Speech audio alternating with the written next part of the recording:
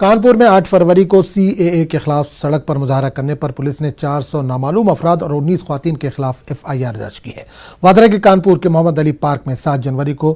दिल्ली के शाहीन बाग की तर्ज पर शहरी तरमीमी कानून के खिलाफ ख्वातीन ने एहतजाज शुरू किया था। 8 फरवरी को पुलिस ने ताकत का इस्तेमाल करके पार्क से एहतजाज को खत्म कराने की कोशिश की, जिसके बाद ख्वातीन ने सड़क पर ही एहतजाज शुरू कर दिया था, लेकिन दूसरे दिन ख्वातीन ने सड़क को खाली भी कर दिया था। साबिक बीएसपी लीडर हाजी वासिक ने पुलिस पर इल्जाम आयद किया है कि वो लोगों पर जबरन मुकदमा दर्ज कर रही है।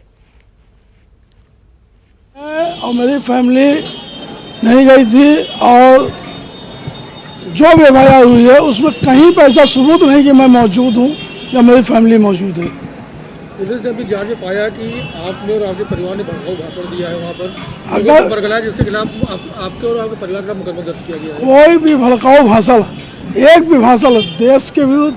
शहर के विरुद्ध या प्रशासन शासन के विरुद्ध हो तो मुकदमा उनका जायज़ है, लेकिन ये सब सोची समझी साजिश के है और दबाव का बनाने का नजरिया है। ये ऐसा लगता है कि देश में एक इमरजेंसी आ गई है और इसलिए इस तरह